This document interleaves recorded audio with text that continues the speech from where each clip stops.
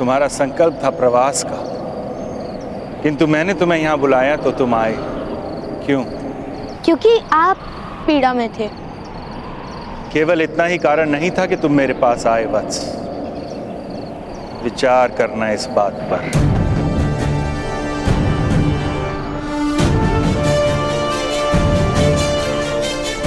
जाओ अब पुत्र, यशस्वी भव।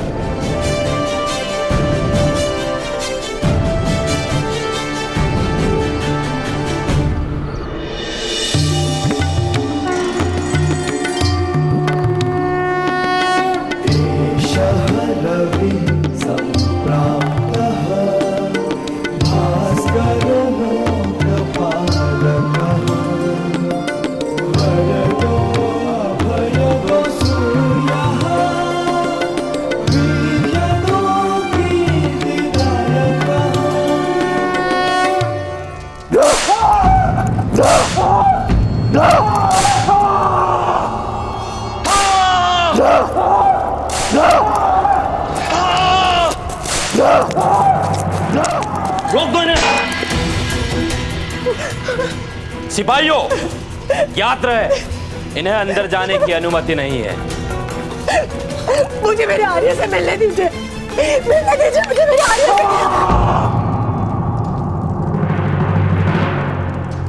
क्या करना है मेरे आर्य के साथ? मुझे जाने दीजिए, मुझे जाने दीजिए।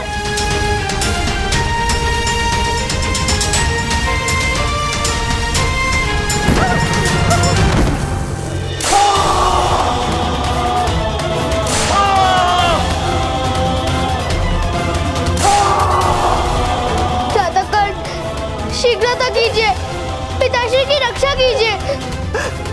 कर्ण, अब तुम ही एकमात्र आधार हो।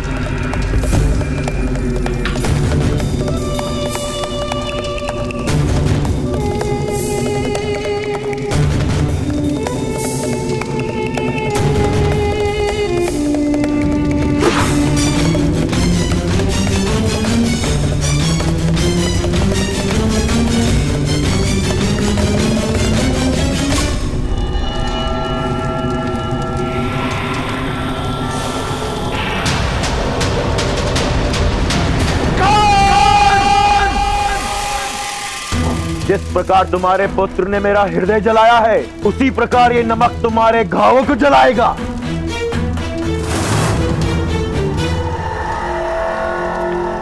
तुम्हारा पुत्र गया है महामुनि को लाने। महामुनि को हस्तिनापुर ले आकर वो तुम्हारी मुक्ति मांगने की इच्छा रखता है। मूर्ख है वो। महाराज तुम्हें मुक्त करे उससे पूर्व ही तुम्हारी मृत्यु हो जाएगी। इसका शिरच्छेद क्यों नहीं कर देते महोदय? नहीं कर सकते। परंपरा है कि शिरच्छेद प्रातःकाल ही हो सकता है, और फिर इसकी पीड़ा देख के मुझे आनंद मिल रहा है। इसका त्याग कर शीघ्र मृत्यु देने का क्या प्रयोजन? मार खाते खाते ही इसकी मृत्यु हो जाएगी। प्रातःकाल की प्रतीक्षा मत करना मदंजय, अन्यथा तुम्हारी मनोकामना पूर्ण नहीं हो पाएगी। मेरा पुत्र अवश्य सफल होकर आएगा, और विश्व की कोई भी माया या शक्ति उसका मार्ग नहीं रोक सकती।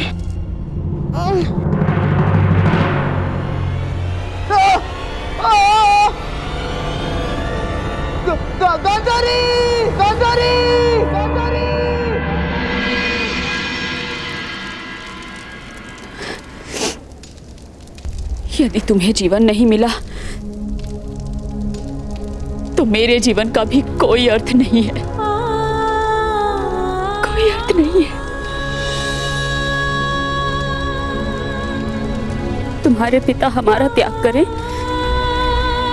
उससे पूर्व हमें संसार का त्याग कर देंगे। चलो पुत्र, माता गंगा सभी पापों को पावन कर देती है।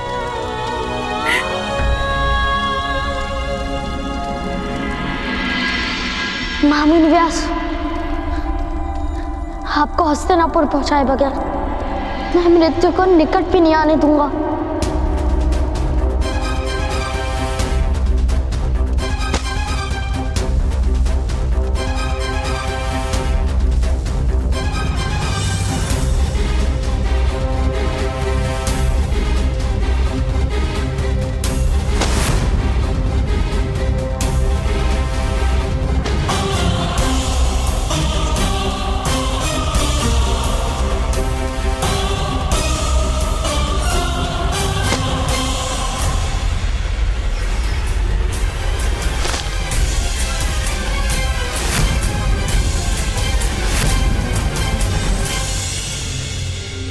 मेरा संकल्प है महामुनि, मैं आपको महारानी गांधारी तक पहुंचा कर ही रहूंगा।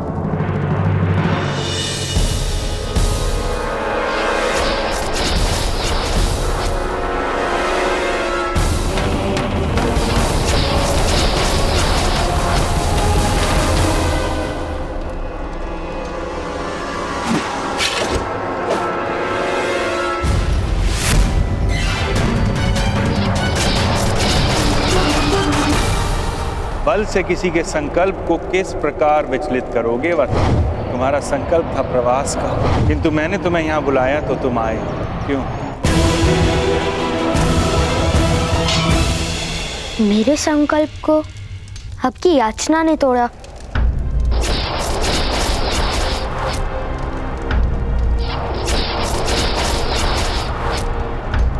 सब माया है। मेरा कवच प्रकट नहीं हुआ, अर्थात सब माया है।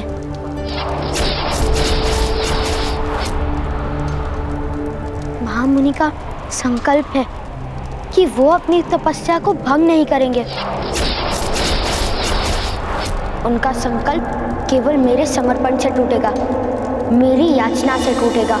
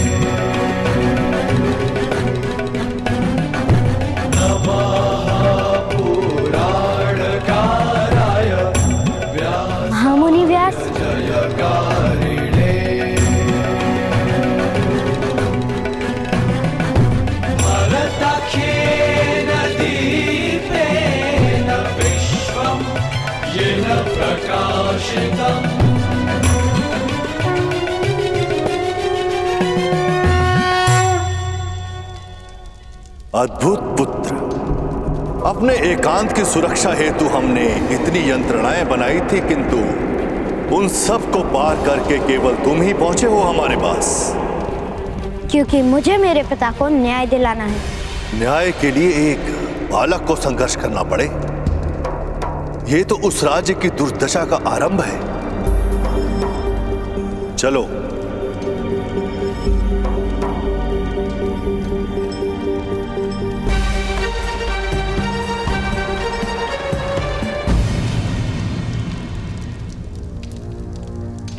परंतु पुत्र, क्या सूर्योदय से पूर्व महारानी गांधारी तक तुम मुझे पहुंचा पाओगे?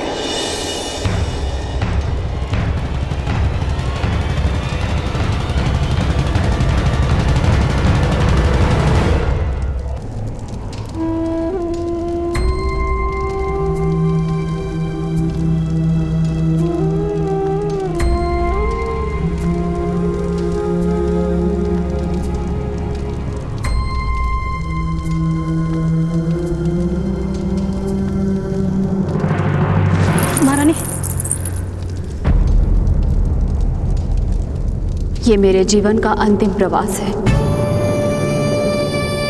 मुझे अकेले ही तय करने दो।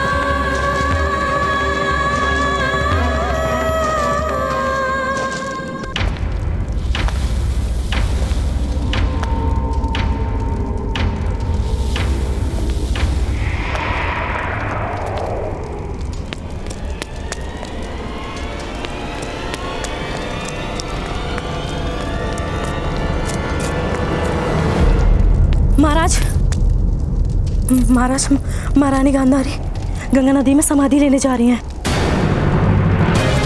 उचित ही है, जिसका जीवन व्यर्थ हो उसे मृत्यु को आलिंगन देना ही उचित है।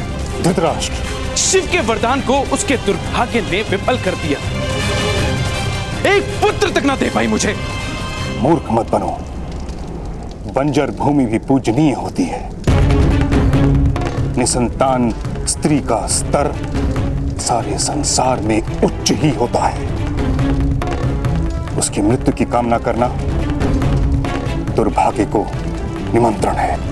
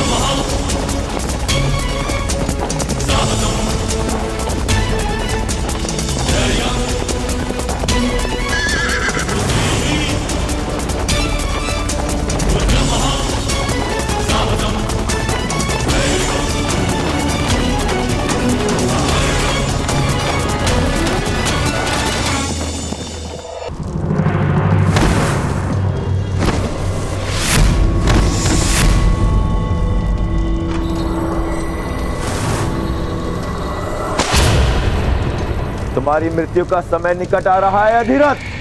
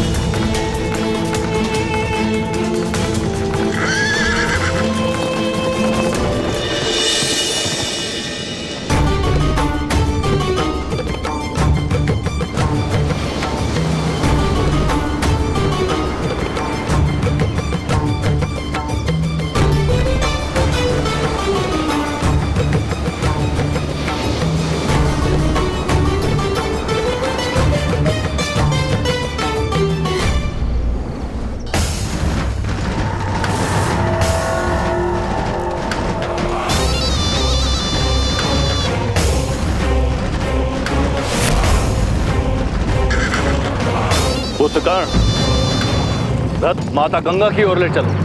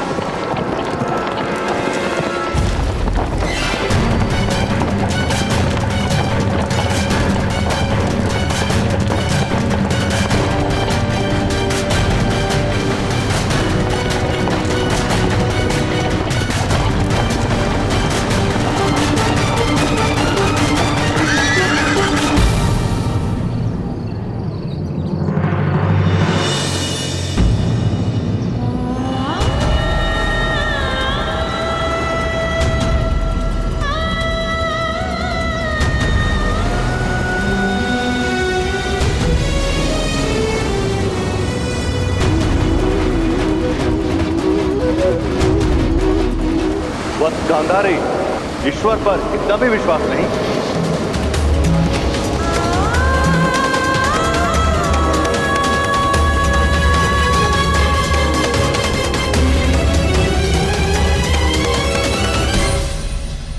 शीघ्र ही तुम्हारे पुत्र को भी तुम्हारे पास नरक में भेज दूंगा अधिराज। महामुनि व्यास को लेकर कर्ण आ गया है महोदय।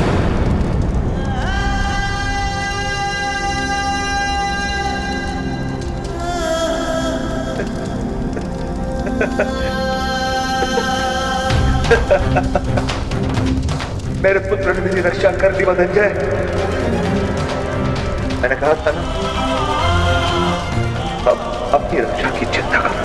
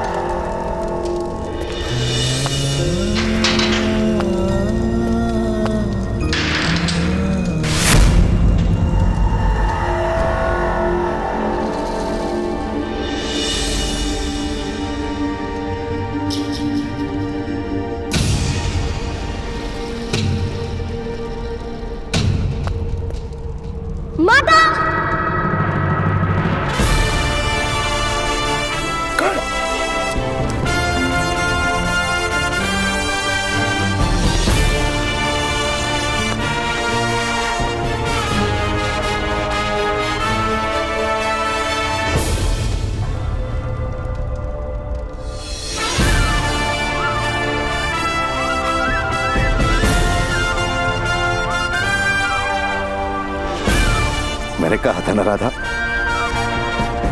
तुम्हारा पुत्र दिव्य है। पुत्र कर्ण, तुम वास्तव में दिव्य हो।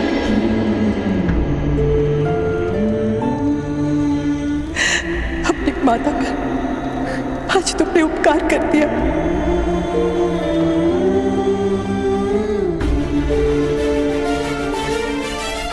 नहीं माता, तुम ही तो कहते हो ना कि माता पे उपकार और संतान का धिक्कार संभव नहीं।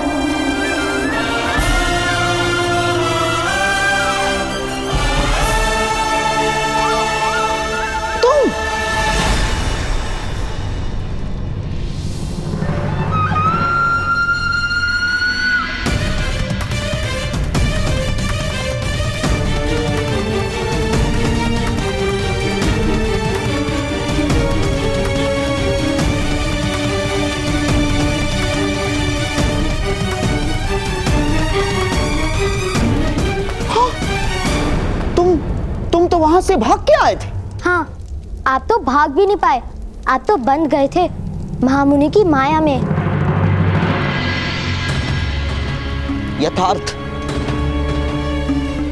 यथार्थ कह रहे हो बालक। असफल हो गया मैं। मेरी सफलता मैं आपको दे देता हूँ। मुझे सफलता का कोई मोह नहीं।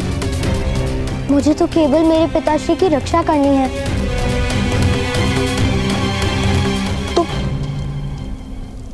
तुम्हारी सफलता अर्थात तुम महामुनि को ले आए।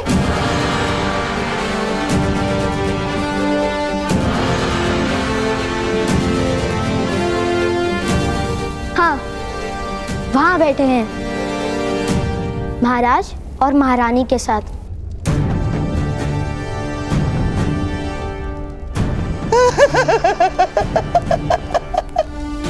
बालक, तुम वास्तव में अद्भुत हो बालक।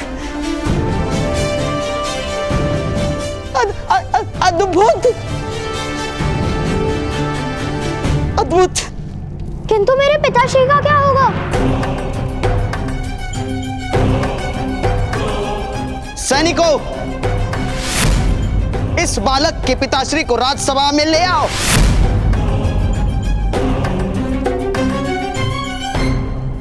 बालक, महामुनि व्यास को यहां लाने का पुरस्कार अवश्य मिलेगा तुम्हें।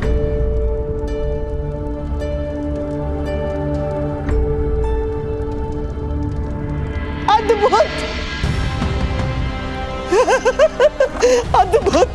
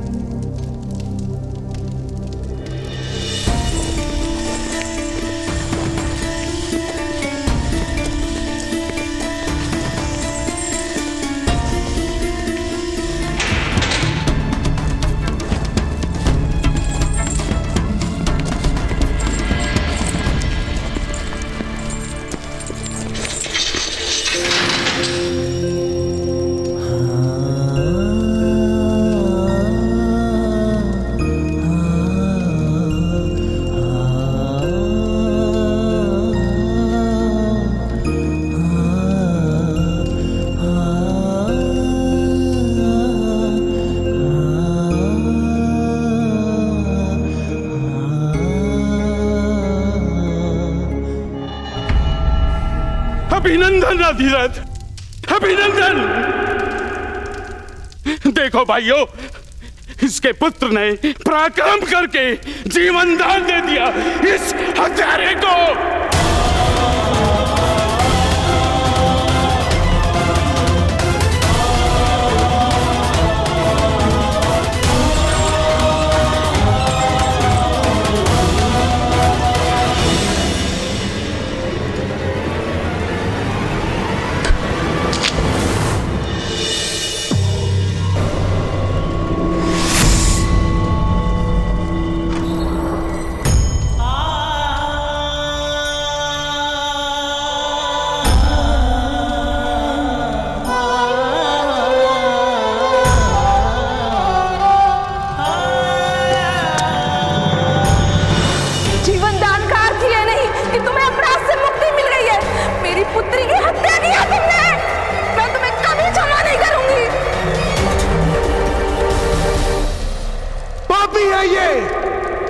अपराधी है। सूद समाज के नाम पे लांछन लगाया है इसने। मारो इसे।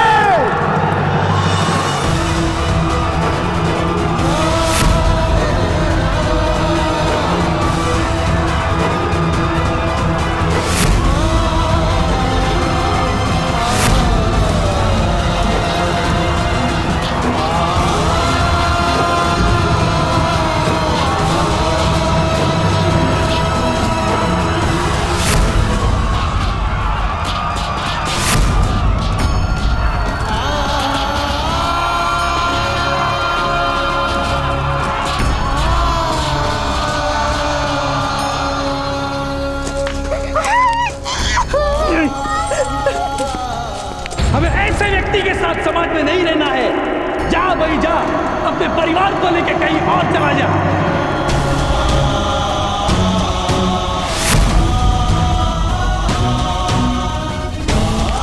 फल फलता है तो वृक्ष से स्वयं गिर जाता है। तुम भी इस कलंक को लेकर मृत्यु को प्राप्त हो जाओ। जाओ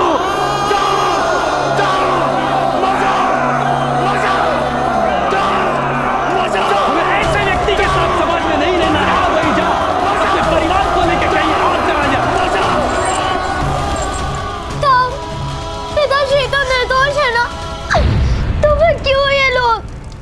निर्दोषता सिद्ध करनी होती है पुत्र कर्ण। खोया हुआ सम्मान और कटा हुआ मस्तक फिर से प्राप्त नहीं होता।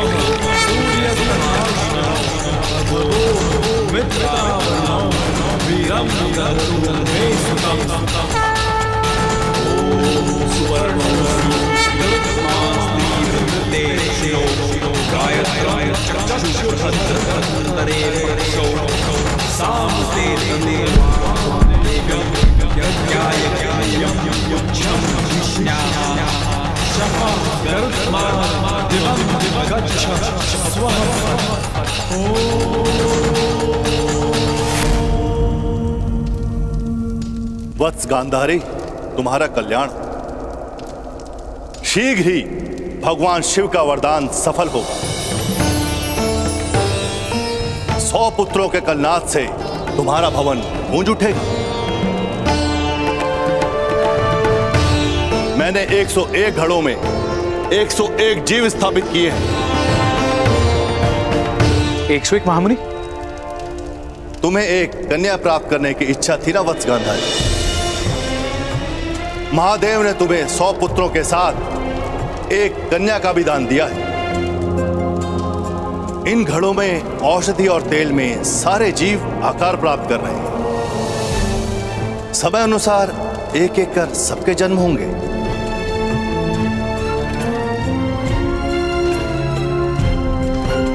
प्रणाम महामुनि।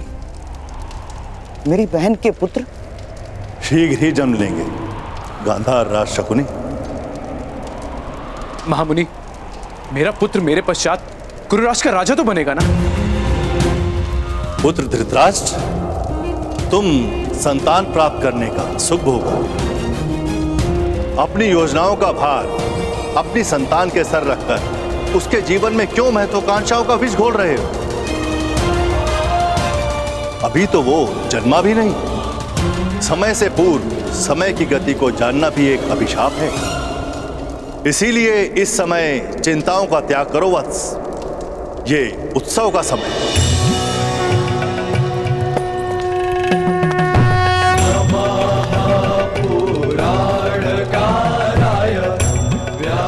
आपने मेरी संतानों को जीवन देकर मेरी श्रद्धा को जीवन दान दिया है।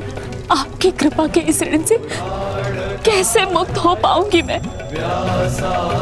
कृपा और ऋण, अगर कृपा का ऋण चढ़ता तो मनुष्य ईश्वर की कृपा के तले दबकर मर चुके होते।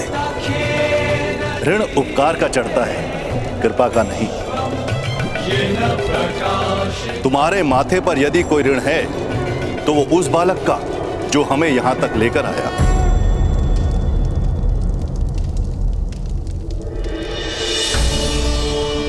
मैं उसके जीवन को सुख से भर दूंगी, धन संपत्ति से परिपूर्ण कर दूंगी महामुनि। कुछ जीवन सदा ही रिक्त रहते हैं। स्वाति नक्षत्र में वर्षा की बूंद पीने की आस में जी रही सीप जैसे सागर में रहकर भी प्यासी रहती है। उस बालक को जिसकी आवश्यकता हो वो देने का प्रयत्न करना वत्स।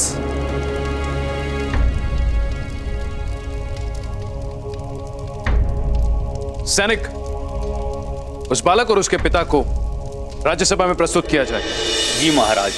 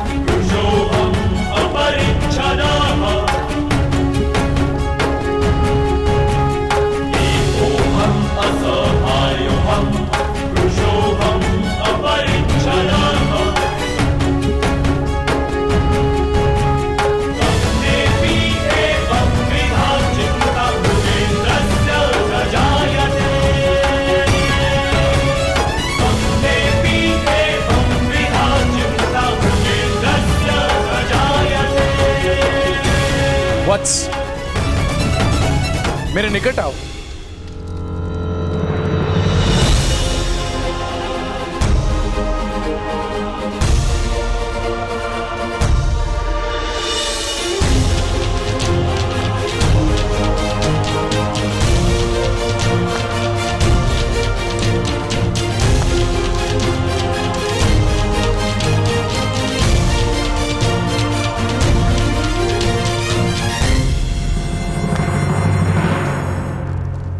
आज तुमने हस्तिनापुर के सम्राट पर उपकार किया है। बताओ, क्या पुरस्कार प्राप्त करने की इच्छा है?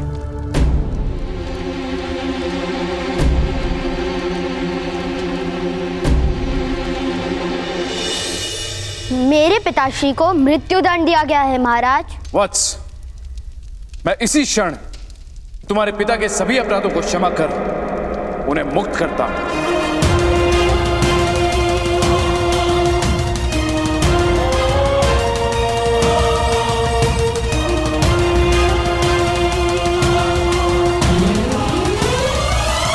मैं पिताश्री की मुक्ति मांगने नहीं आया हूं महाराज।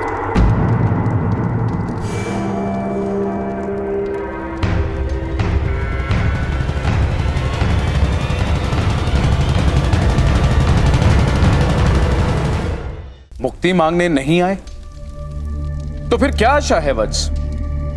क्या मांगने की इच्छा है तुम्हारी? मेरे पिताश्री को मृत्यु दंड दीजिए महाराज।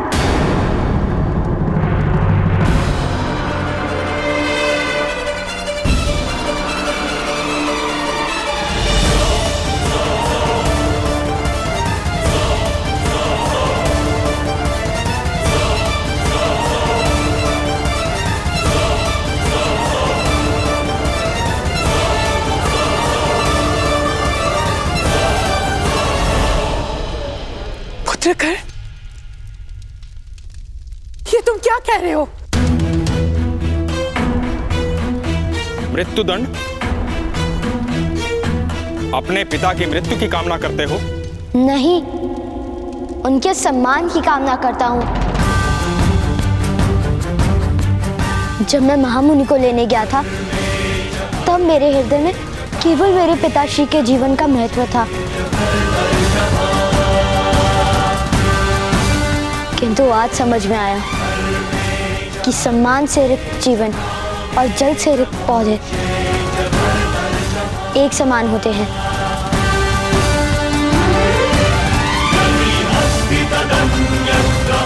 देर अदेर सूख ही जाते हैं। इस आरोप के कारण उनका सम्मान टूटा है। या तो सम्मान पूर्वक जीने का अधिकार दीजिए, अन्यथा मृत्यु दंड दीजिए।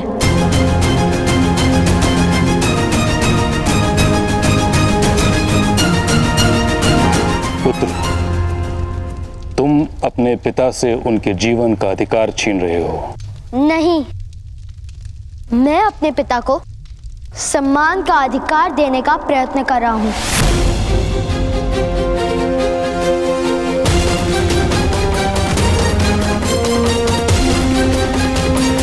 क्या तुमने अपने पिता से पूछा कि वो मृत्यु के लिए सज्ज हैं?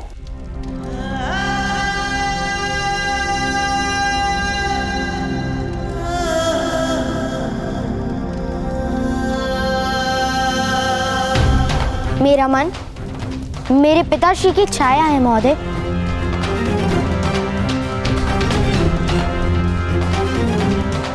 मैं अपने मन को प्रश्न करता हूं, तब उसका उत्तर मेरे पिताश्री देते हैं।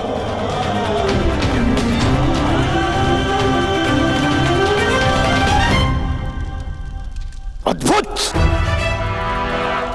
अद्भुत हो तुम पुत्रकर। सम्मान, अधिकार, इन दो शब्दों का अर्थ अधिकतर मनुष्य मृत्यु तक नहीं जान पाते।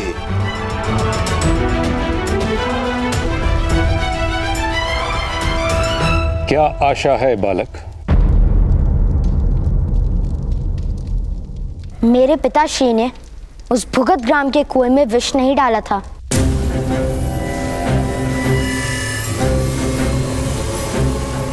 और यदि डाला था तो समग्र समाज के सामने सिद्ध कीजिए कि मेरे पिताश्री ने अपराध किया है।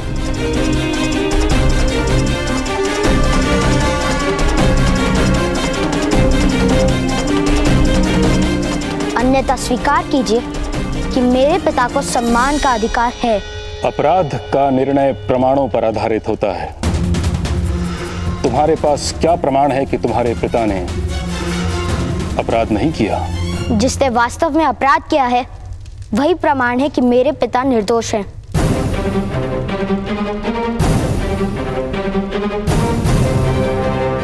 कहां है वो व्यक्ति? उसे इस सभा में उपस्थित करो।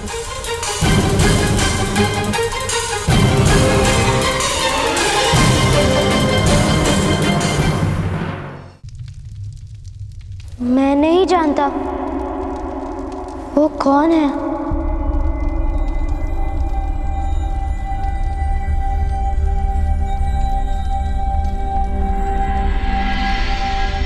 आप उसे ढूंढिए महोदय। मेरे ताऊ कहते हैं कि अपराधी को ढूंढकर उसे दंड देना राज्य का कर्तव्य होता है।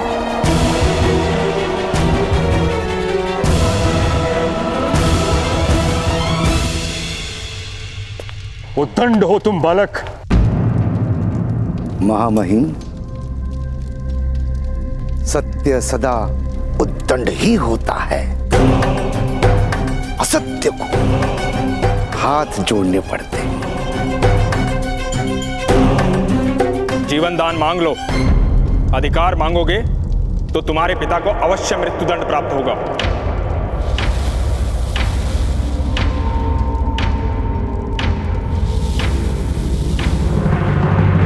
मेरे पिता ने शिक्षण दिया है कि हम सूत हैं, श्रम करके धन कमाते हैं, दान नहीं लेते।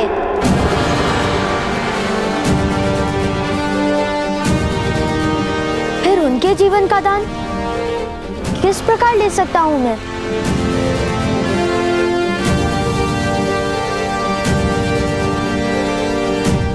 मैं उस अपराधी को राज्यसभा में अवश्य उपस्थित करूंगा।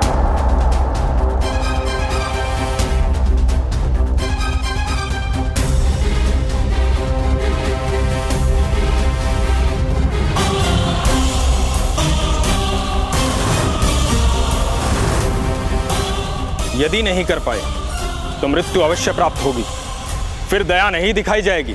अपराध सिद्ध हो ही नहीं सकता महोदय। मुझे मेरे पिताश्री पर पूर्ण विश्वास है।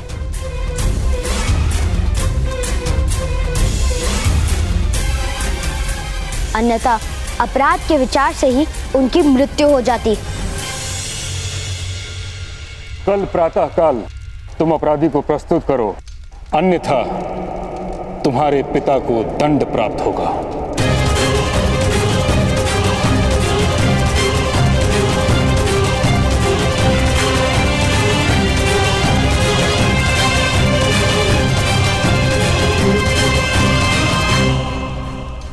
समय है, दान मांगो, अधिकार नहीं। मेरे ताऊ कहते हैं कि अधिकार तो ईश्वर देता है, मनुष्य तो केवल उसे स्वीकार करते हैं।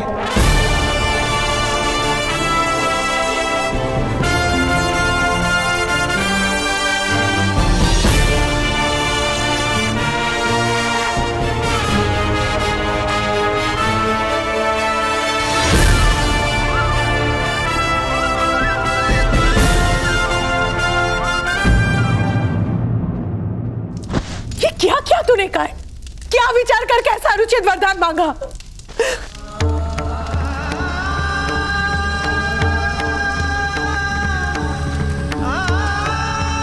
पिताश्री की आंखें सदा आकाश को देखती थी। भूमि पर गड़ी आंखें मैं नहीं देख पाया माता। ग्रामजनों के शब्दों से जब पिताश्री का अंतर जल रहा था तो मुझे ऐसा प्रतीत हुआ कि समग्र सृष्टि जल रही है। और इसलिए तुमने अपने पिता के लिए मृत्यु दंड मांग लिया? नहीं माता, भ्राताश्री ने सम्मान का अधिकार मांगा है। सम्मान का अधिकार मांगा है? मूर्ख हो तुम दोनों। अरे सूत है हम। कौन से राजकुल में जन्मे हो जो सम्मान के अभ्यास जीवन भर किया होगा? न्याय मांगने चला, वो भी किससे? उन क्षत्रियों से, ऊंचे वर्ण के समाज से, अरे जो हमें क्षमा तक नहीं करते, उनसे न्याय मांगने चला। विषैले नाक से आलिंगन की आशा कौन करता है? कर इस तरह तो तुमने जीते जी अपने पिता की चिता जला दी।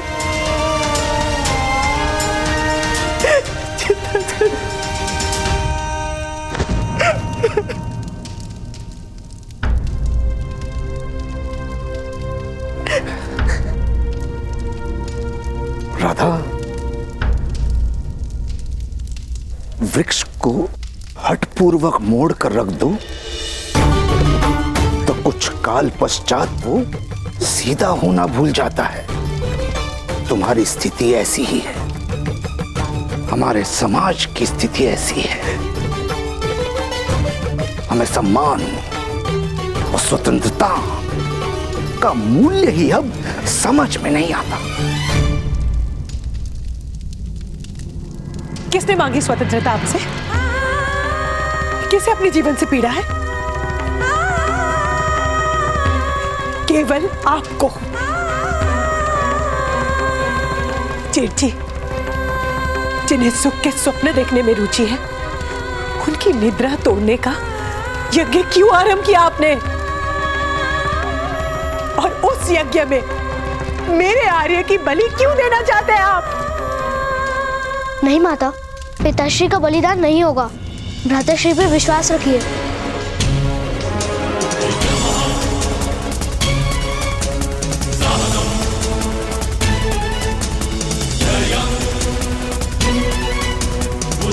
मैं वचन देता हूँ माता, मैं पिताश्री को मुक्त करवा कर रहूंगा और उन्हें मिथ्या सिद्ध करूंगा जिन्होंने हमें न्याय नहीं दिया।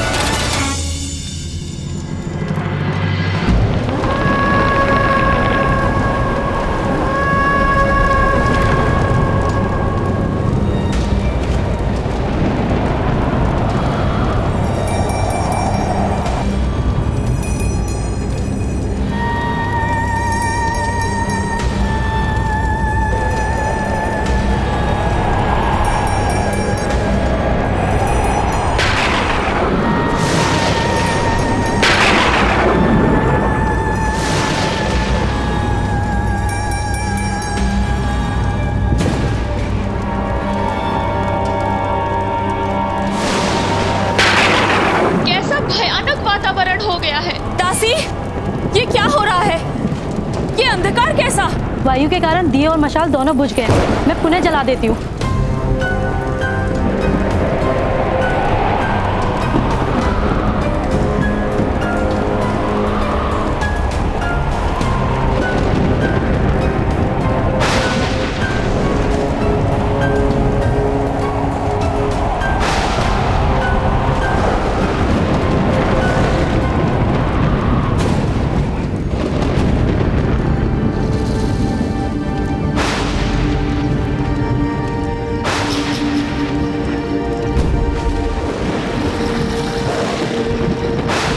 योजना यह है कि जिसने भी उस कुएं के जल में विष डाला है उसे बंदी बनाना होगा। अवश्य ये कार्य ग्राम रक्षक ने किया था, अन्यथा पिताश्री को बंदी बनाकर इतनी पीड़ा क्यों दी उसने? राजसभा में कर्ण के कारण उनका अपमान हुआ था, अवश्य उसी का प्रतिशोध ले रहे हैं वो। लोहारों और सूतों में संघर्ष करवाकर कर्ण को अपराधी घोषित करने की इच्छा है उनकी। यदि ऐसा है तो विष अवश्य उद्यक्ष ने मिलाया होगा। मेरे पिताश्री कह रहे थे कि ग्राम रक्षक के सारे नीच कार्य वही करता है। मैंने सुना है कि उद्यक्ष महोदय जंगल के रास्ते शिव मंदिर की ओर जा रहे हैं। चलो उसका दमन करना होगा हमें।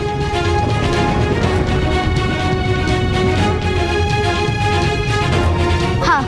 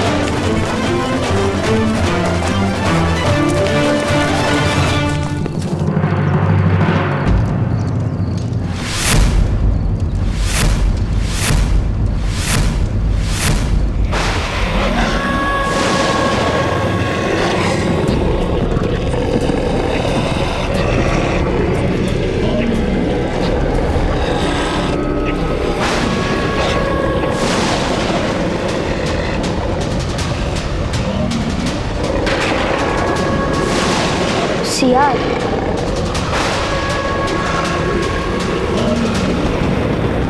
कर्ण, ये सियार तो आक्रमण करेंगे।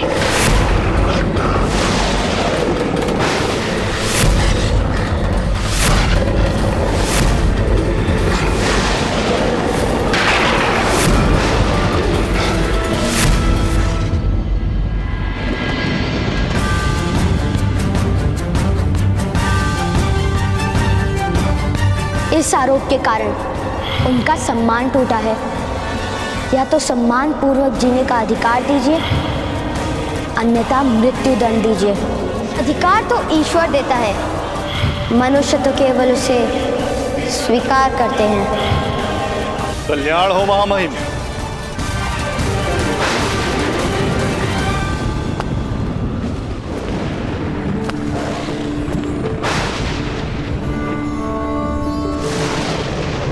प्राणीपत महामुनि।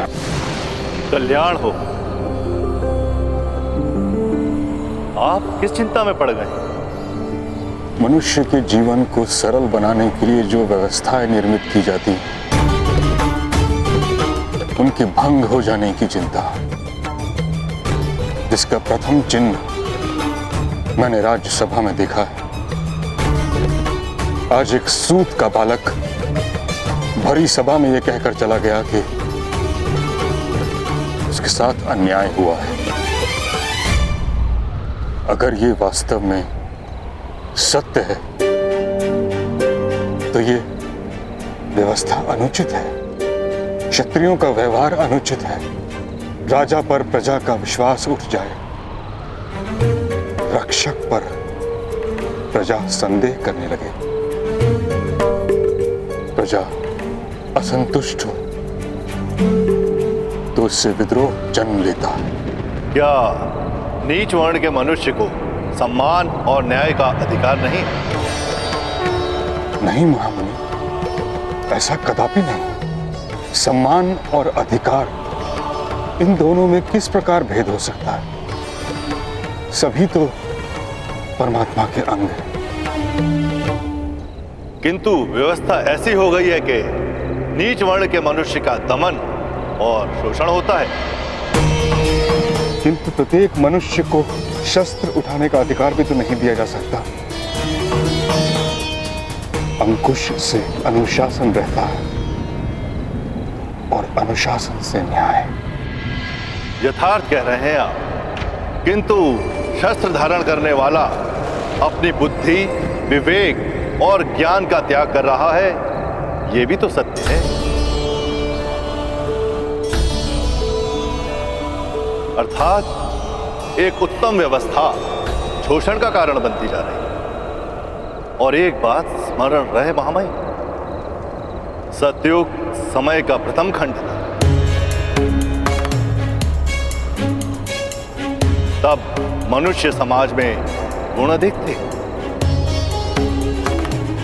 इसलिए वर्ण व्यवस्था मनुष्य के मूल्य और सम्मान का आधार नहीं था।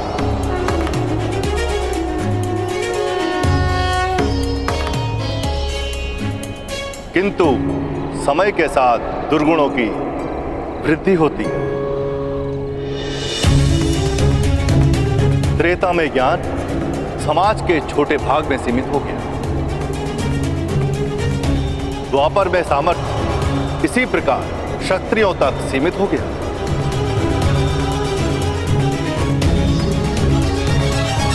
ज्ञान और सामर्थ्य पर सामान्य प्रजा का अधिकार चला गया। इसी कारण से आने वाले कलयुग में यही व्यवस्था दमन और शोषण का कारण बनेगी। और जब दमन होता है तो विद्रोह भी होता ही है। तो फिर आप ही बताइए महामुनि, ऐसी स्थिति में क्या उचित होगा? हम केवल अपने कर्तव्य मार्ग पर चलते हुए ईश्वर के अवतार की प्रतीक्षा कर सकते हैं। व्यवस्थाओं को शुद्ध करने का प्रयत्न भी कीजिए महामहिम। सिंहासन पर धर्म और सामर्थ्य एक हो, ऐसा प्रयत्न कीजिए। यथाशक्ति समाज को सुख देने का प्रयत्न करें। महामुनि प्रणिपात। कल्याण हो। ताश्री, भ्राता पांडु के यहां से समाचार आया है।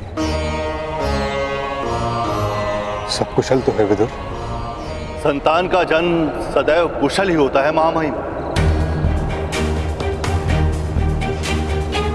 पांडु का दूसरा पुत्र जन्म ले चुका है। भीम। महामुनि, धृतराष्ट्र को पुत्र का सुख कब प्राप्त होगा? पुत्र का सुख तो शीघ्र ही प्राप्त होगा। किंतु पुत्र से सुख प्राप्त होगा कि नहीं, ये प्रश्न है।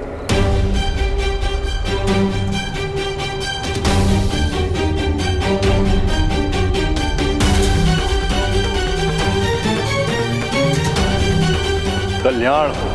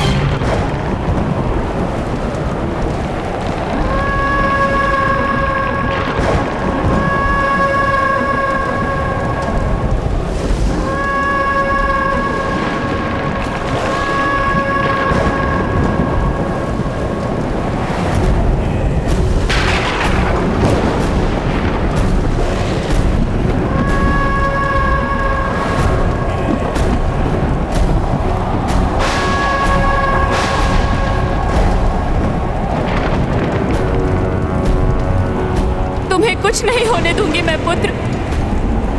तुम्हारा जन्म होगा।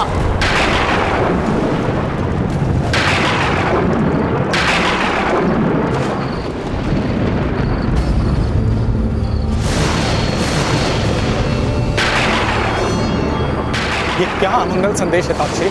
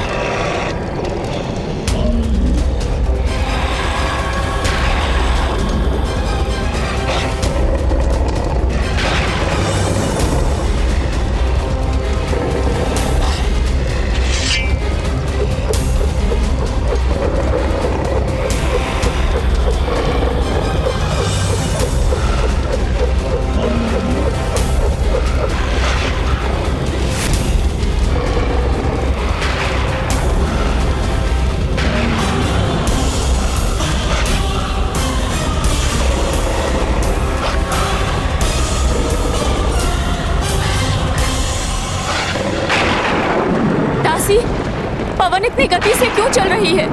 ये ध्वनियां क्या हो रहा है ये?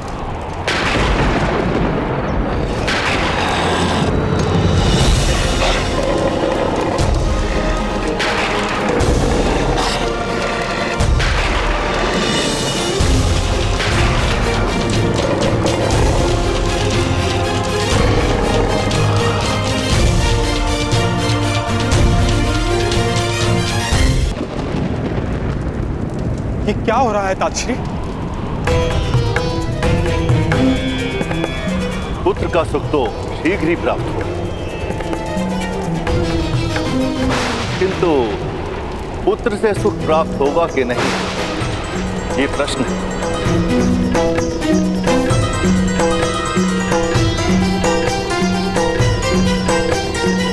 पितुर, हमें शीघ्र ही गर्भगृह की ओर प्रस्थान करना होगा।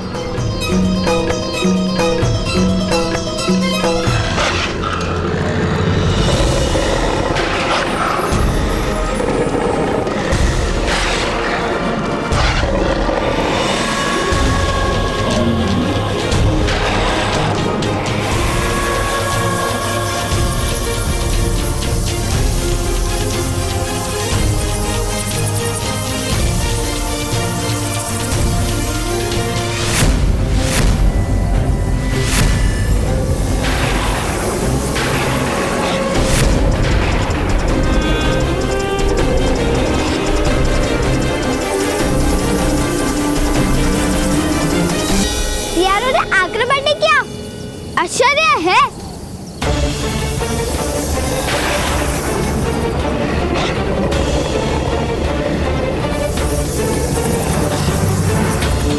ये सारे प्राणी राजभवन की दिशा में जा रहे हैं। माता कह रही थी कि जब भी कोई अमंगल घटना घटती है तो उसका आभास प्राणियों को सबसे पहले हो जाता है। ऐसी क्या घटना हो सकती है राजभवन में?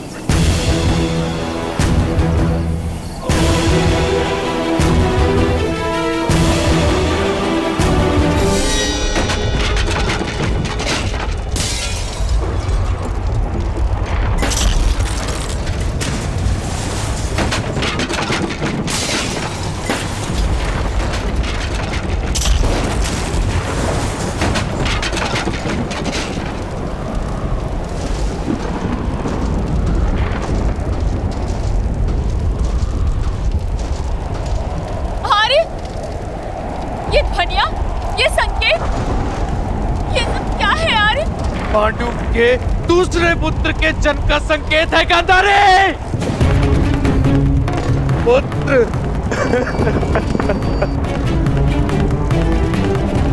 अब भी तुम्हारा जन्म क्यों नहीं हो रहा?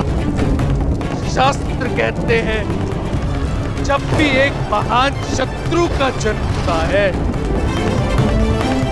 उसके साथ ही उसका वध करने वाला वो महान योद्धा भी जन्म लेता है। तुम्हारा शत्रु जन्म ले चुका है पुत्र। पांडु का दूसरा पुत्र भी जन्म ले चुका है। अब तुम्हारे जन्म का समय है वत्स। मेरी सभी आशाएं तुमसे जुड़ी है। जन्म लेकर अपने पिता के अशांत हृदय को शांत करो पुत्र। जन्म लो, जन्म लो पुत्र, जन्म लो पुत्र।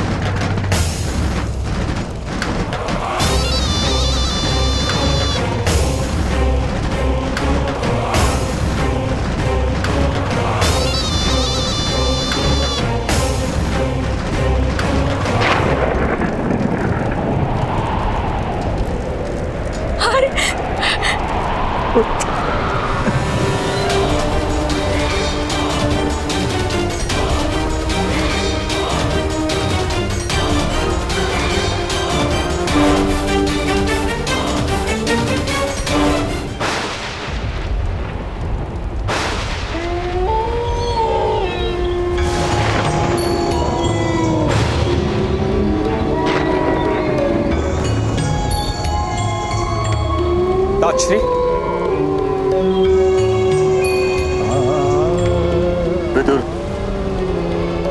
महामुनि ने ऐसे ही संकटों की ओर संकेत किया था। भीष्म, समय आरंभ हो रहा है। ताक्षरी, शास्त्र कहते हैं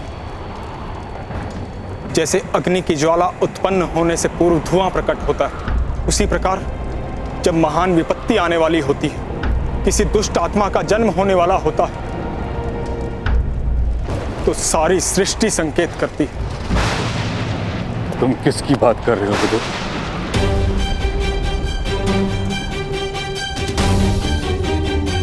कहते हुए मेरा हृदय भग्न हो रहा है ताक्षरी।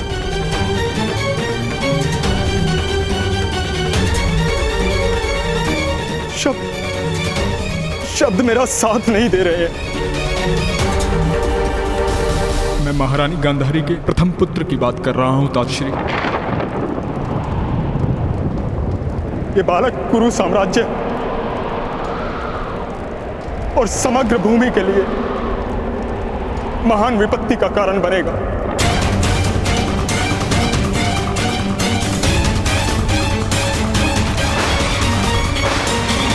क्या तुम ये विश्वास के साथ कह सकते हो? ये संकेत स्पष्ट है ताक्षरी। मैं अपनी अंतरात्मा से पूछता हूं। मैं कुरु साम्राज्य के सुख और सुरक्षा का विचार करता हूं। मुझे केवल एक मार्ग दिखलाई देता है। मेरा परामर्श है, आज जन्म लेने वाले उस बालक का नाश अनिवार्य है, नाश अनिवार्य है, नाश अनिवार्य है।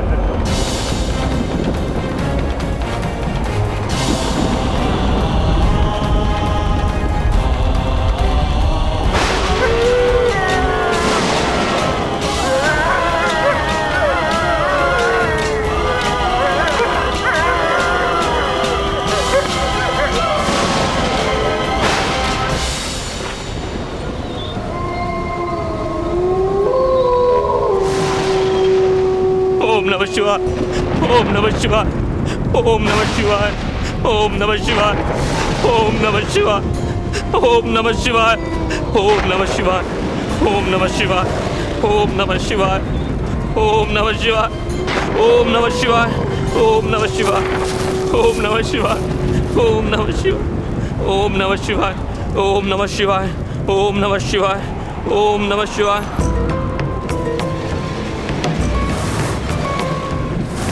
ओम नमः शिवाय, ओम नमः शिवाय, ओम नमः शिवाय, ओम नमः शिवाय, ओम नमः शिवाय, ओम नमः शिवाय। किंतु कर्ण, प्रत्यक्ष मंत्र सत्य क्यों बताएंगे? मौन रहो। हमें नहीं, पूरे समाज को वृषाली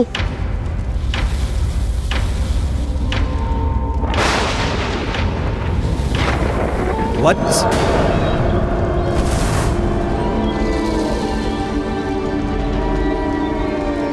अर्धरात्रि को इस समय मंत्र जाप क्यों कर रहे हो अध्यक्ष? बड़े भयानक संकेत हो रहे हैं चारों ओर, बड़े भयानक संकेत हो रहे हैं चारों ओर स्वामी। ये प्रकृति अपना कार्य कर रही है। ऐसे समय में केवल पापी का हृदय भय से कांपता है। यथार्थ कह रहे हैं स्वामी आप। और मदंजय के सेवक के हाथों पाप ना हुआ हो, वो संभव है क्या?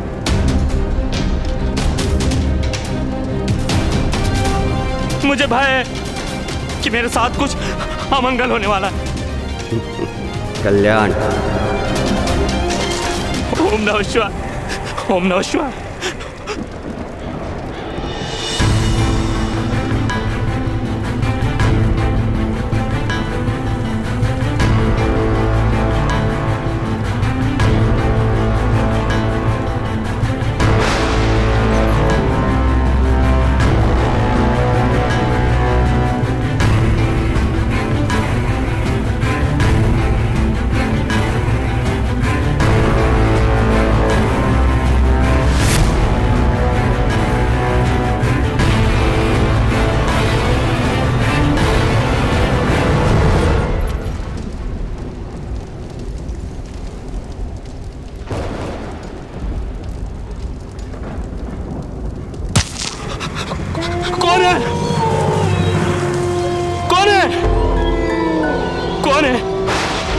शिवाय, ओम नमः शिवाय, ओम नमः शिवाय, ओम नमः शिवाय।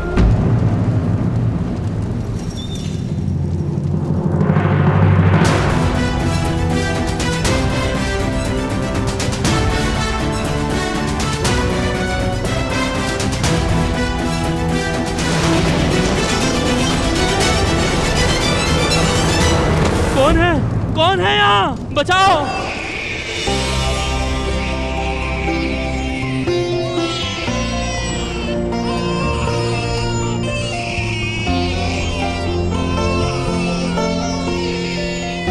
आर्य, आपका पुत्र आर्य।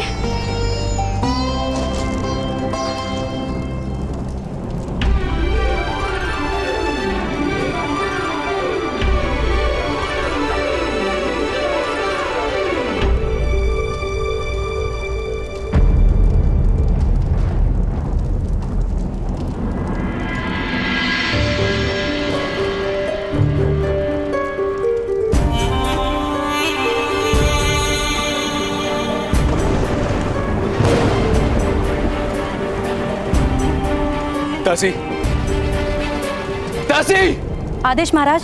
इस बालक को ध्यान से देखो, कहीं ये भी मेरी भांति नेत्रहीन तो नहीं।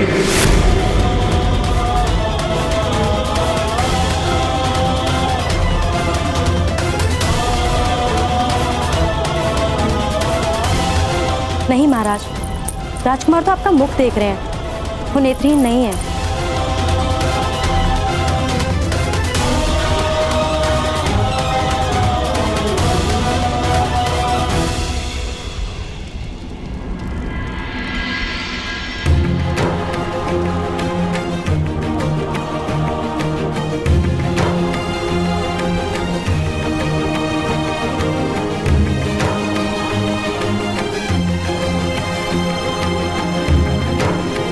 महाराज,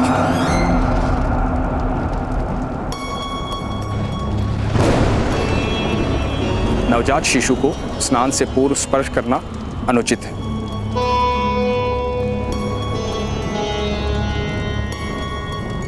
महाराज, मुझे एक महत्वपूर्ण विषय में आपसे वार्तालाप करना अनिवार्य है।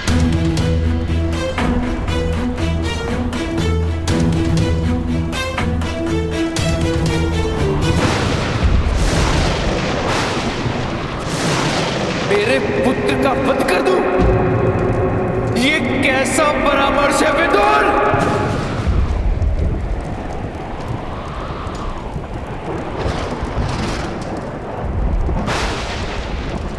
भ्राताश्री,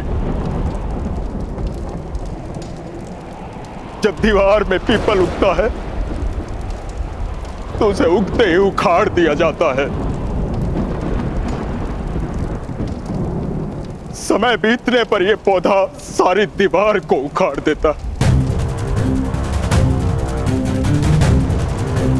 ये समय का संकेत है भ्राताश्री। ये बालक भयानक युद्ध लेकर आएगा।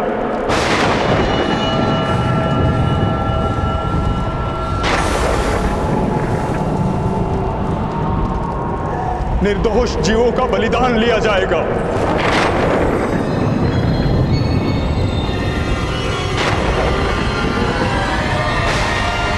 पृथ्वी नरसंहार से कांप उठेगी। हस्तिनापुर का विनाश संभव है।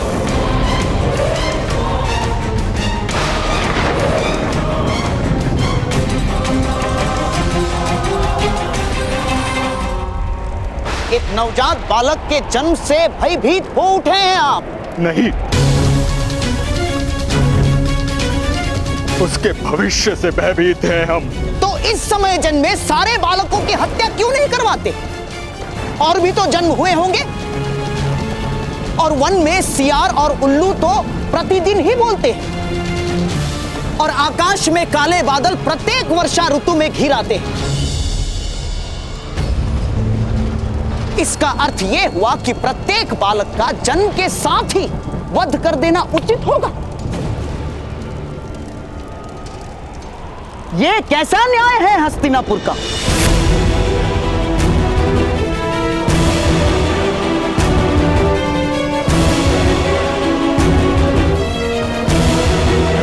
भ्राताश्री,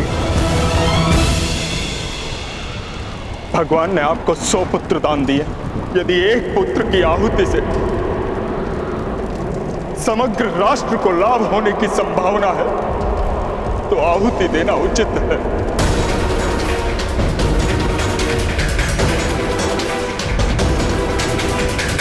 वैसे भी युद्ध में राजकुमार बलिदान देते हैं।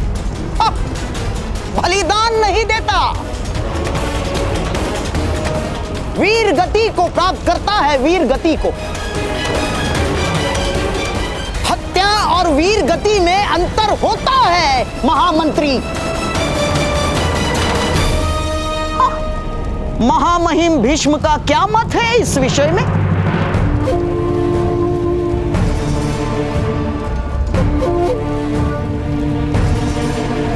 क्या महारथियों के महारथी की भुजाओं में वो बल है, वो शक्ति है कि एक निशस्त्र बालक के कंठ पर तलवार चला सके?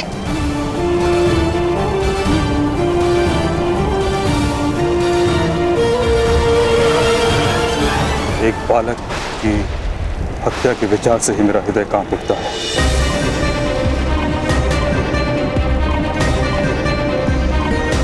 लेकिन मैं इस बात से भली भांति परिचित हूं कि राष्ट्र के भविष्य में राजा को अनेक कठिन निर्णय लेने होते हैं।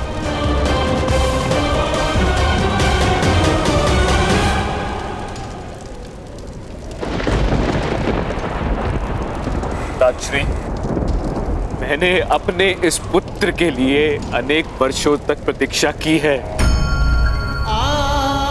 अनेक सपने देखे हैं मैंने। मेरे हृदय का स्वामी हो गया है जन्म से पूर्व ही। जिस कली की सुगंध से मन मुग्ध हुआ हो, उस फूल को डाल से कैसे तोड़ दे ताक्षरी, कैसे तोड़ दे? पुत्र, ये दुर्भाग्य है कि राजा के मस्तक पर मुकुट होता है और उसके हृदय में पुत्र का स्थान। मस्तक और हृदय के बीच समाधान अत्यंत कठिन है।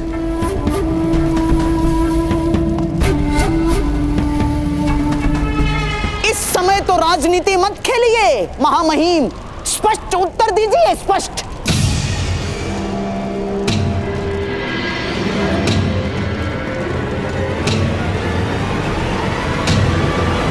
क्या पांडु के पुत्र को हस्तिनापुर के सिंहासन पर बिठाने की योजना से मेरे भांजे की हत्या का आयोजन है ये?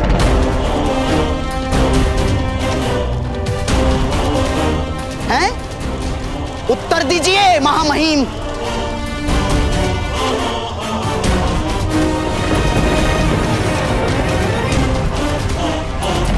धृतराष्ट्र और पांडु में मेरे हृदय में कोई अंतर नहीं। उनके पुत्र भी मेरे लिए समान हैं। इसी कारण मैं कोई स्पष्ट परामर्श नहीं दे रहा हूं गंधार राज।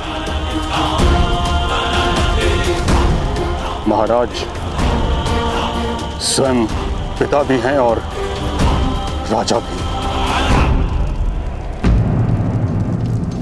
इसलिए साम्राज्य के भविष्य के हित में जो है, जो उचित है, महाराज को वही निर्णय लेना होगा।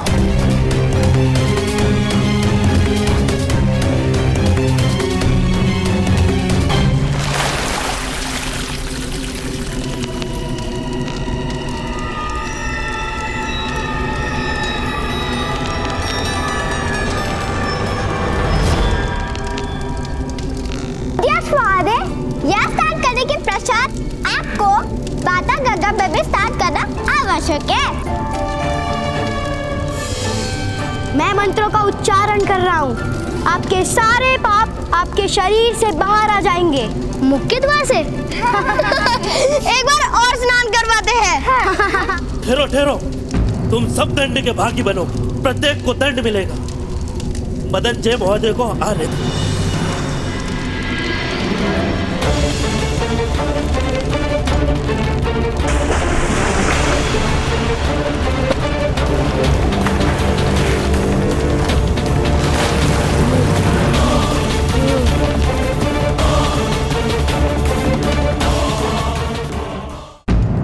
पर्याप्त है, पर्याप्त है असुरो। तुम तो पिशाच से भी भयानक हो। क्यों मेरी ऐसी स्थिति कर रहे हो? उत्तर प्राप्त करना है। किस बात का? आपने कुएं में विष क्यों डाला? मैंने कोई विष नहीं मिलाया था।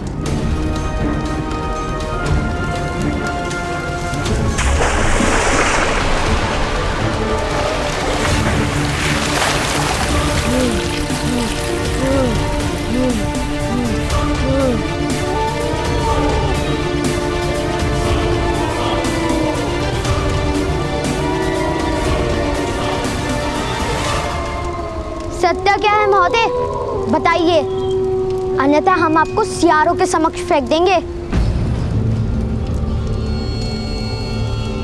और फिर वही आपका निर्णय करेंगे।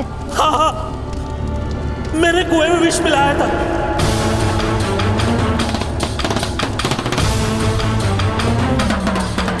ग्राम रक्षक महोदय के आदेश पर।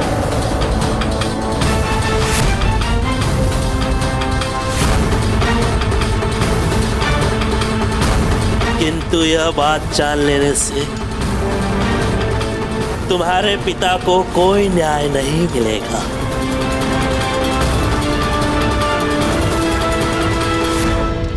क्योंकि मैं राजसभा में ये बात बताऊंगा ही नहीं।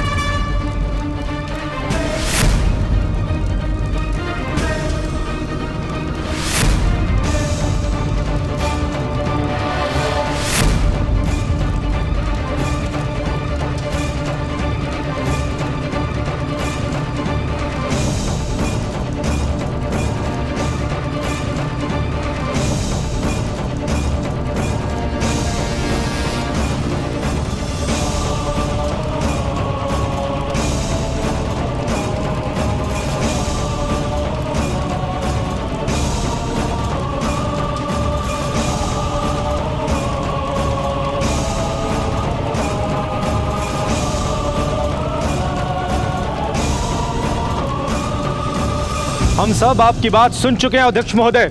अब हम सब राज्यसभा जाकर सत्य बताएंगे।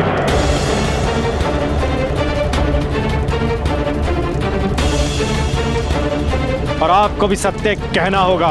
अध्यक्ष महोदय, मधुमक्खी जब दंड देती है तो प्राणों की चिंता नहीं करती।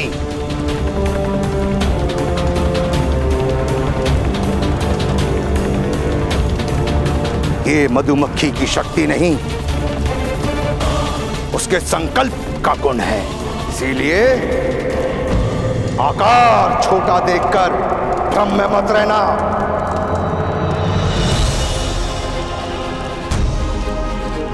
जीने का संकल्प करके जो जन्म लेता है उसे कोई मार नहीं सकता, और जो जीतने का संकल्प कर लेता है उसे कोई पराजित नहीं कर सकता।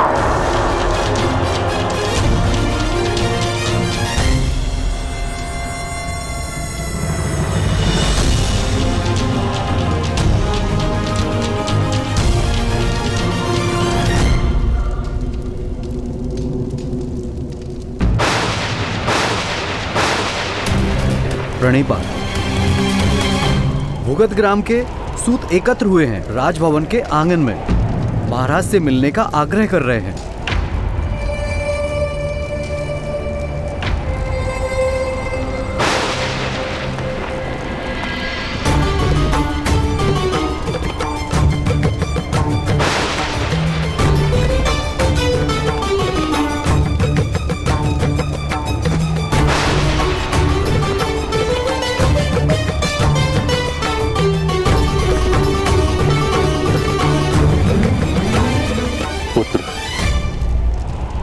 विचार करके ही निर्णय लो।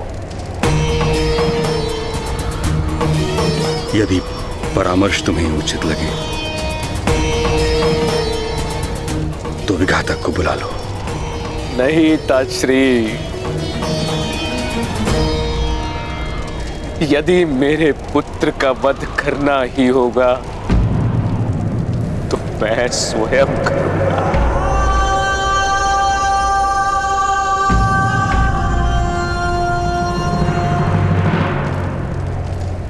ये उसका अधिकार है ताजश्री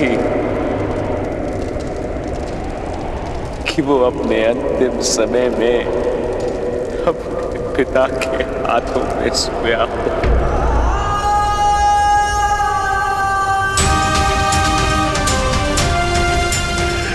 पुत्र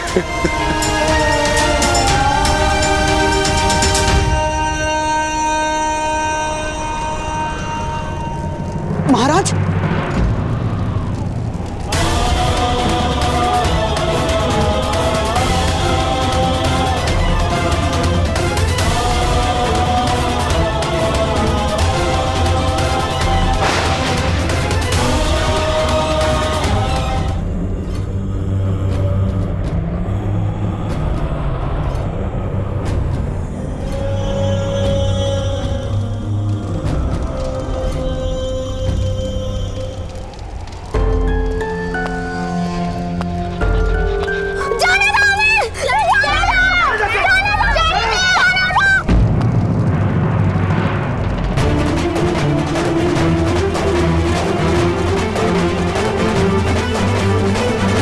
पकड़ो इस बालक को।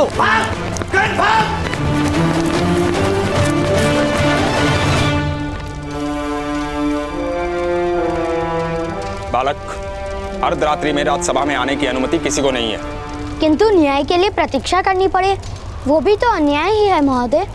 महामुनि ने कहा था। सुविचार सुनकर तोते की भांति कंठस्थ कर लेते हो।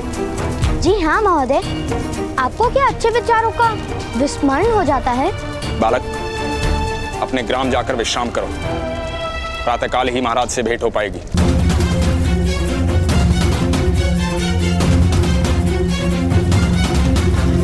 नहीं, हम यहीं बैठेंगे।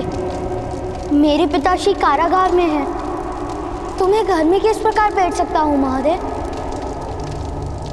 धनुष और तीर का संबंध है पिता पुत्र का। कोई एक कभी दूसरे का त्याग नहीं कर सकता।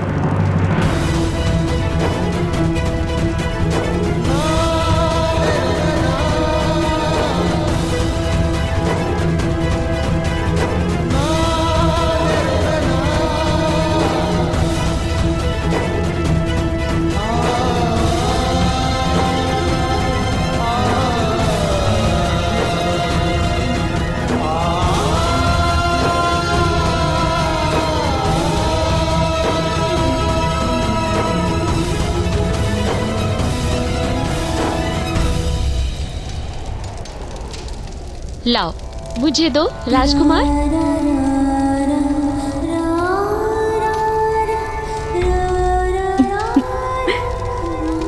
बड़ा नटखट है ना?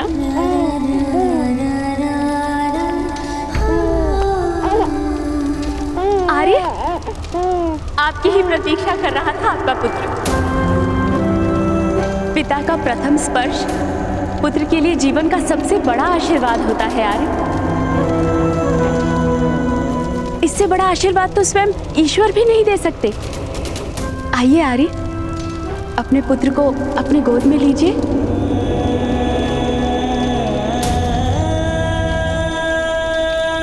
दासी कह रही थी, बड़ा सुमोहक मुख है बालक का। कामदेव का अवतार है आपका पुत्र आर्य। निकट आइए आर्य। जब दीवार में पीपल उगता है तो उसे उगते ही उखाड़ दिया जाता है। समय बीतने पर यह पौधा सारी दीवार को उखाड़ देता है। ये समय का संकेत है भ्राताश्री। ये बालक भयानक युद्ध लेकर आएगा। निर्दोष जीवों का बलिदान लिया जाएगा। पृथ्वी नरसंहार से कांप उठेगी।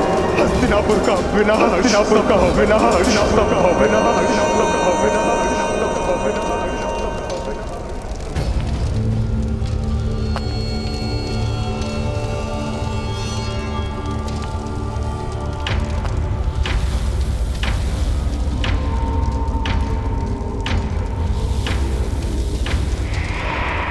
नहीं गांधारी नहीं, महाराज इस समय स्वस्थ नहीं है, अपने ही पुत्र की हत्या करने पधारे हैं ये।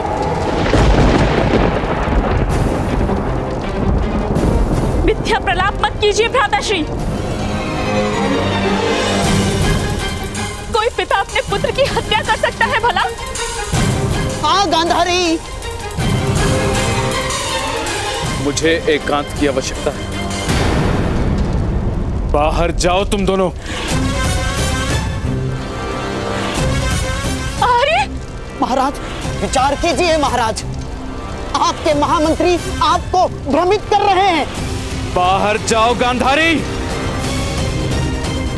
नहीं यार, आप मेरे पुत्र की हत्या नहीं कर सकते। महाराज मेरी बहन के दुखों का विचार कीजिए महाराज, कृपा करके ऐसा कार्य मत कीजिए महाराज। कुरुवंश का रक्त है ये, नियोग से नहीं जन्मा है।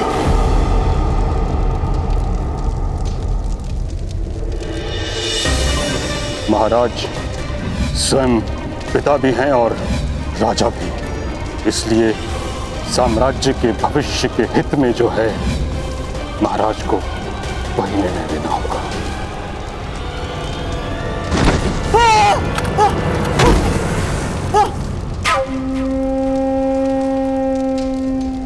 दासी, मेरा आदेश है, महारानी को कक्ष के बाहर ले जाकर द्वार बंद कर दो। नहीं आर्य, दासी, आर्य मुझ पर दया कीजिए आर्य, मेरे पुत्र पर दया कीजिए आर्य, आर्य ऐसा मत कीजिए। दासी,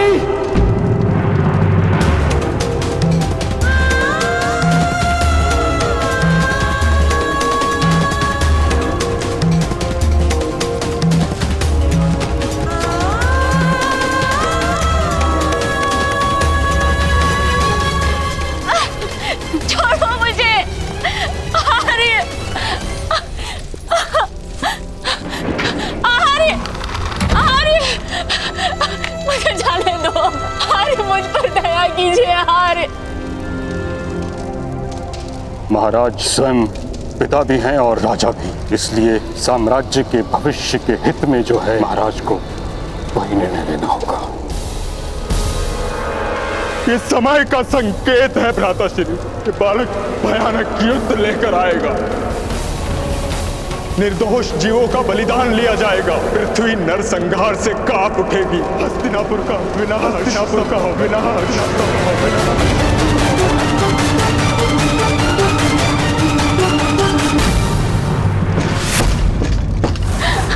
भ्राताश्री, भ्राताश्री, भ्राताश्री, भ्राताश्री मेरे पुत्र का रक्षण कीजिए भ्राताश्री, मेरे पुत्र का रक्षण कीजिए। सैनिक द्वार खोलो सैनिक, अन्यथा तुम्हारा मस्तक कट जाएगा।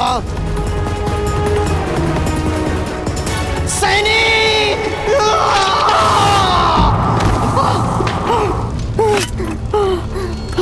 आओ, आओ गांधारी।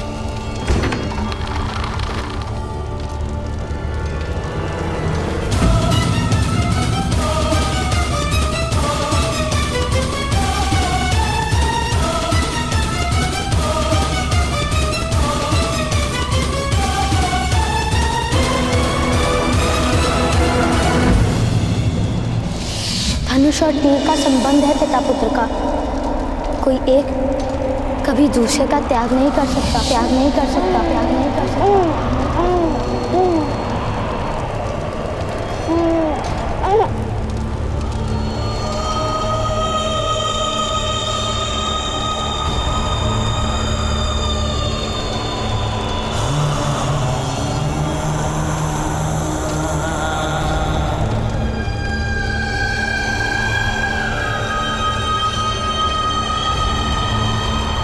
नहीं पुत्र, मैं तुम्हारी हत्या नहीं कर सकता। तुम मेरे स्वप्नों का विस्तार हो, मेरी भावनाओं का मर्म हो, मेरी प्रतीक्षा का फल हो तुम। तुम्हारे जीवन के साथ ही मेरा जीवन जुड़ा है। तुम्हारा दुर्भाग्य है पुत्र कि तुम्हारे जन्म के साथ ही तुम्हारे लिए जीवन भर के संघर्ष का उपहार प्राप्त हुआ है। किंतु पुत्र, तुम्हारे इस पिता को विश्वास है कि तुम्हें कोई भी पराजित नहीं कर पाएगा। दुष्कर होगा तुम्हारे साथ युद्ध करना पुत्र। दुर्योधन नाम रखता हूं तुम्हारा।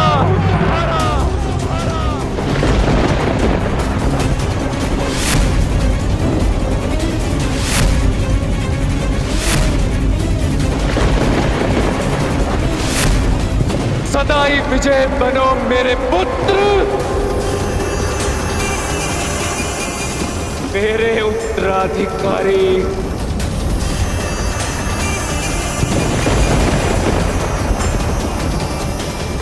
मेरे पुत्र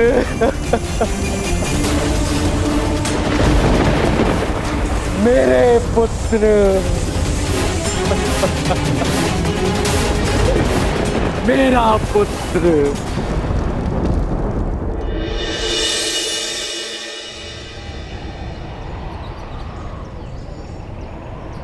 भगवान, जब भी आप प्रकट होते हैं मेरे अंतर में प्रकाश होता है। आज मैं अपने पिताश्री के सम्मान की रक्षा करने हेतु बैठा हूँ।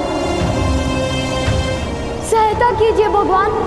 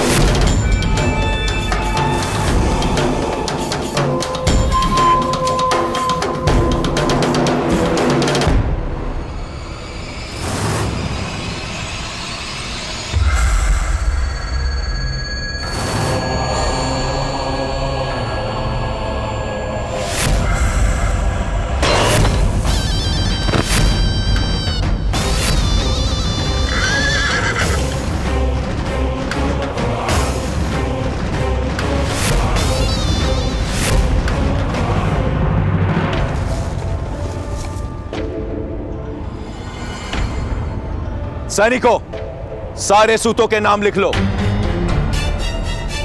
जो भी आज राज्यसभा में आवेदन लेकर आए हैं, उनके नामों की कल मुझे आवश्यकता होगी। हमें आपका भय नहीं मदनजय महोदय। प्रथम मेरा नाम लिखिए, सूत वृषभान।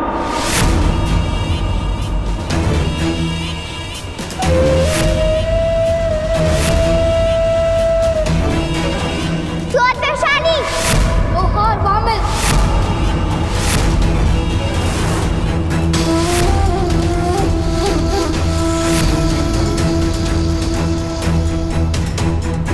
लोहार कमल।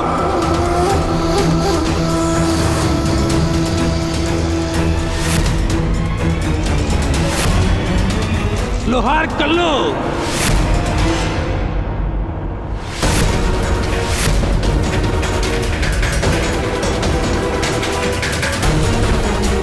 सूत विशेषण।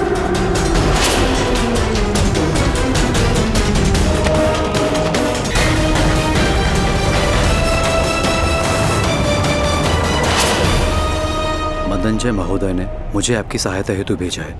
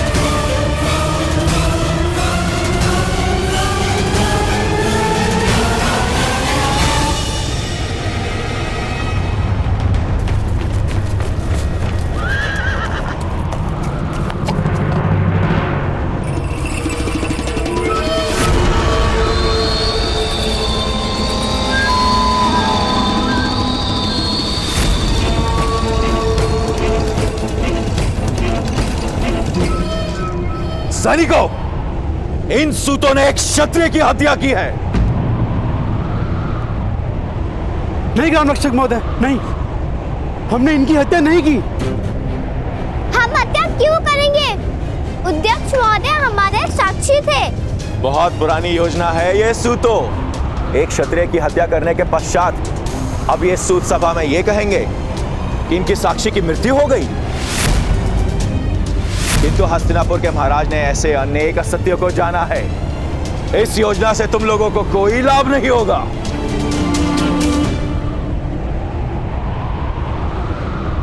प्रपंच है ये। अध्यक्ष महोदय की हत्या आपने की है।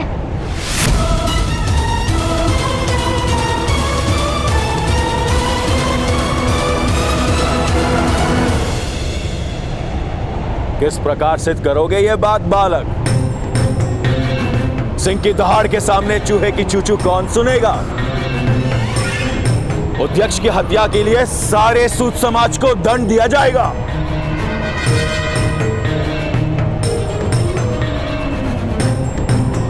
सभी सूतों के नाम महाराज के सामने प्रस्तुत किए जाएंगे।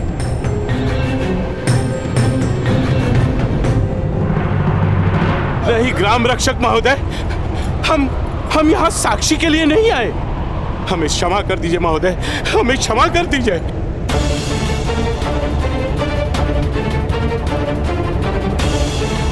किंतु इस बालक ने तो मुझ पे हत्या का आरोप लगाया है। नहीं महोदय, हम मान्य नहीं करते। हमारा इस बालक या इसके परिवार के किसी भी सदस्य से कोई संबंध नहीं है, कोई संबंध नहीं है। हमें क्षमा कर दीजिए, हमें क्षमा कर दीजिए महोदय।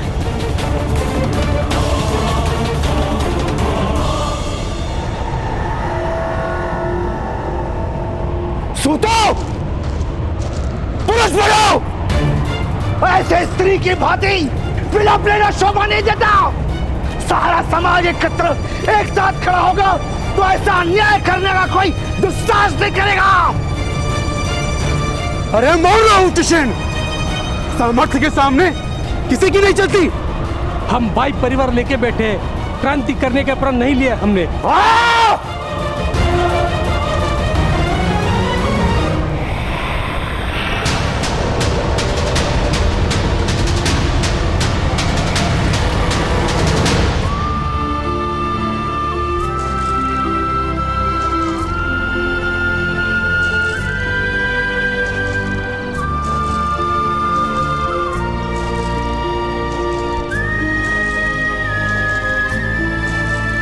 पंद्रह मनुष्यों की हत्या का दंड केवल मृत्यु ही हो सकता है। तुम्हारे पिता को कल मैं अपने हाथों से मृत्यु दंड दूंगा। देखो भाइयों, इसके पुत्र ने पराक्रम करके जीवन दान दे दिया इस हत्यारे को। मेरी पुत्री की हत्या किया तुमने, मैं तुम्हें कभी क्षमा नहीं करूंगी। पापी है ये, अपराधी है। सूत समाज के नाम पे लांछन लगाया है इसने, मारो इसे। हमें ऐसे व्यक्ति के साथ समाज में नहीं रहना है। जा भाई जा, अपने परिवार को लेके कहीं और चला जा। जीवन दान मांग लो, अधिकार मांगोगे तो तुम्हारे पिता को अवश्य मृत्युदंड प्राप्त होगा। कल प्रातः काल तुम अपराधी को प्रस्तुत करो, अन्यथा तुम्हारे पिता को दंड प्राप्त होगा।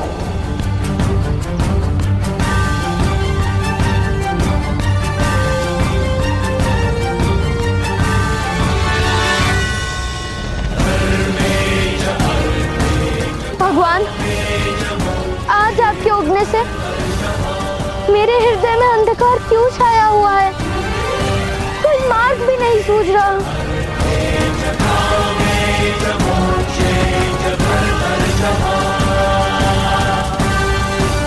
क्या मैं वास्तव में दुर्भाग्य हूँ माता पिता के लिए? क्या कल रात के अमंगल संकेत मेरे कारण हुए थे भगवान? पुत्र कर्ण,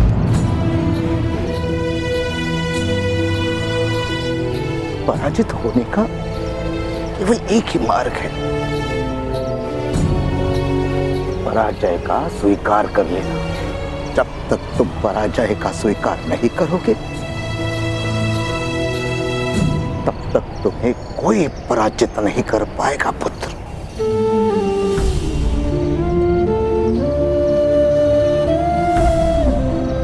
तो मैं क्या करूं ताऊ? सारे द्वार बंद हो चुके हैं। ऐसा क्यों है कि सूत को न्याय प्राप्त नहीं हो सकता? यदि सारे मनुष्य के पास 2 हाथ, 2 पैर और 1 मस्तक है, तो उनके बीच में ये भेद क्यों ताऊ? पुत्र, ये भेद ईश्वर ने नहीं किया। समाज के शक्तिमान लोगों ने अधिक धन, अधिक सुख, अधिक सत्ता पाने के लिए यह भेद निर्मित किया है। न्याय प्राप्त होता है शक्तिमान को।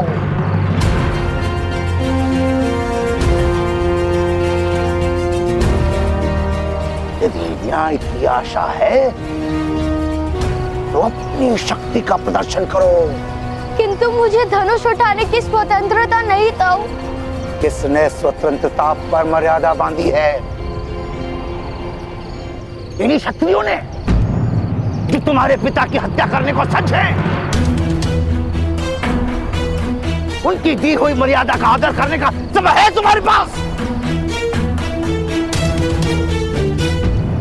नहीं ताऊ। तो उठो, मार्ग निर्मित करो, उठो।